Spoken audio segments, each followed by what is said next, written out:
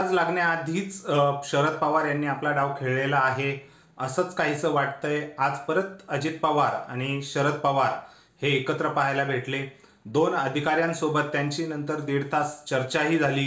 हे सर्व घडत असताना जर आपण ॲज अ राजकारण जे बघतोय, आपण जे राजकारणाची काही बाजू आपण समजून घेतो, मांडून घेतो, काही गणित उलगडण्याचा प्रयत्न करतोय, जर आपल्याला अजूनही वाटत असेल की अजित पवार आणि शरद पवार हे दोन वेगवेगळे अंग राजकारणातले, पक्षातले हे राजकारणात करताय, तर नक्कीच आपण कुठेतरी कमी पडतोय आणि ऑफकोर्स कमी पडणारच। कारण शरद पवार यांचा राजकारणातला एवढा दांगडा अनुभव बघता नक्कीच ते आपल्याला उलगडण्याच्या पलीकडचं आहे। तरीही आपण प्रयत्न करून घेतोय जाणण्याचा, शरद पवार आणि अजित पवार यांच्या राजकारणात जे काही चाललंय ते समजून घेण्याचा। तुम्हाला काय वाटतंय हे नक्की व्यक्त करा। व्हिडिओ आवडल्यास लाईक करा आणि आपल्या चॅनलला सबस्क्राईब करायला विसरू नका। शरद पवार मागील 15 दिवसात चौथ्यांदा म्हणजे महिन्याभराच्या कालावधीमध्ये चौथ्यांदा अजित पवार आणि शरद पवार एकत्र आलेले आहे। अजित पवार यांची जी वक्तव्य होती शरद पवारांबद्दल ती आपण मागे डिस्कस केली। काकांच्या आशीर्वादाशिवाय काही घडत नाही, एवढंही काकांना मर्जीत घ्यावं लागतं, हे एवढंही त्यांनी वक्तव्य केलं। त्यानंतर आज 1.5 तास जवळपास बंद खोलीमध्ये अजित पवार, शरद पवार आणि 2 अधिकारी यांची बैठक झाली। निश्चितच कामाच्या बाबतीत असेल ती संस्था, अजित पवार म्हटले की संस्थेचे अध्यक्ष शरद पवार आहेत आणि मी ट्रस्टी आहे, त्यामुळे आम्हाला एकत्र यावं लागतं।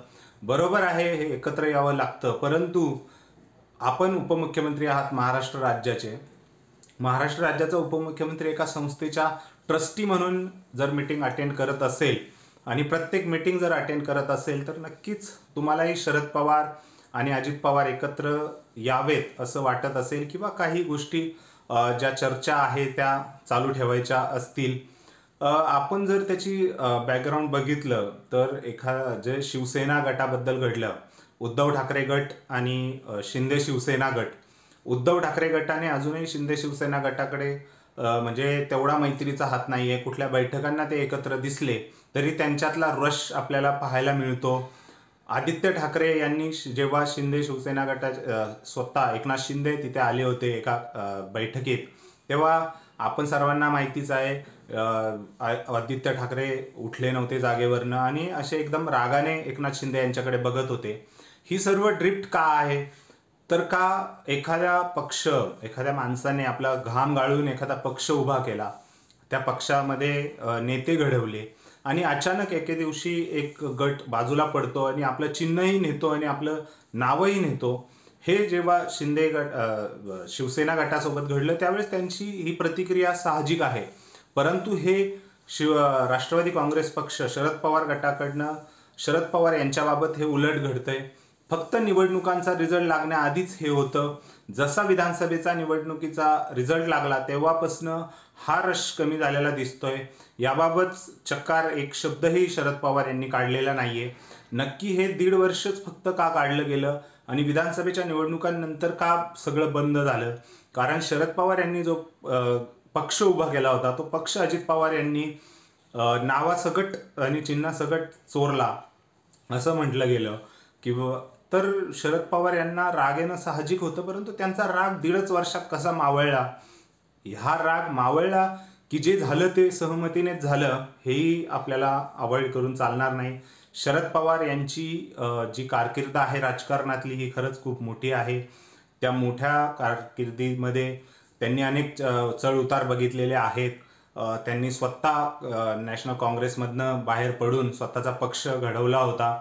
सर्व हे बघताना निश्चितच कुठेतरी आपल्यालाही वाटतं की शरद पवार हे सहजासहजी अजित पवार यांच्या सोबत जाणार नाहीत किंवा अजित पवार यांना सोडणार नाहीत। निश्चितच अजित पवार, शरद पवार हे एकत्र आहेत। आज संजय राऊत यांची सकाळी पत्रकार परिषद झाली। संजय राऊत यांनीही त्यामध्ये म्हटले की बोलताना म्हटले की ते तर एकत्रच आहेत। पत्रकारांनी जेव्हा प्रश्न विचारला की शरद पवार, अजित पवार यांचंही मनोमिलन तुमच्यासारखं राज ठाकरे आणि उद्धव ठाकरे सारखं होणार का, त्यावर ते म्हटले ते तर एकत्रच आहे। संस्थेच्या मिटिंगा ह्याच आता दोघांना एकत्र येण्यासाठी, बसण्यासाठी, वेळ भेटण्यासाठी येत आहेत। ते करतायत. आम्ही शिंदे शिवसेना गटाकडे ठुंकूनही बघत नाही. हे सर्व ज्यावेळेस आता संजय राऊत म्हणजे त्यांच्या महाविकास आघाडीतले घटक आहेत शिवसेना ओबीटी गट, त्यांना हे कळालंय की त्यांनीही सुद्धा मानलेलं आहे की शरद पवार अजित पवार गट हे एकत्रच आहे. फक्त आता अनौपचारिक कुठे गोष्ट बोलता येत नाही कारण कुठल्या निवडणुका नाही आहेत, त्यामुळे अंदाज आकलन करणंही अवघड होत चाललेलं आहे. सो निश्चितच कुठेतरी या गोष्टी अजित पवार आणि शरद पवार एकत्र असल्यामुळेच जाणवत आहे असं वाटतंय. तुम्हाला काय वाटतंय? कारण हे झालं माझं आकलन. तुम्हाला नेमकं काय वाटतंय? कारण माझ्यापेक्षाही जाणकार राजकारणातले गणित पकडणारे जे बघणारे प्रेक्षक वर्ग, माझ्या मोठ्या वयाचे किंवा लहान वयाचे ज्यांचा जास्त अभ्यास आहे राजकारणात, त्यांना काय वाटतंय? तुम्ही तुमचं मत हे कमेंट सेक्शनमध्ये नक्की व्यक्त करा. मला ते जाणून घेणं थोडं गरजेचं वाटतंय. व्हिडिओ आवडला असल्यास लाईक करा आणि आपल्या चॅनलला सबस्क्राईब करायला विसरू नका. धन्यवाद.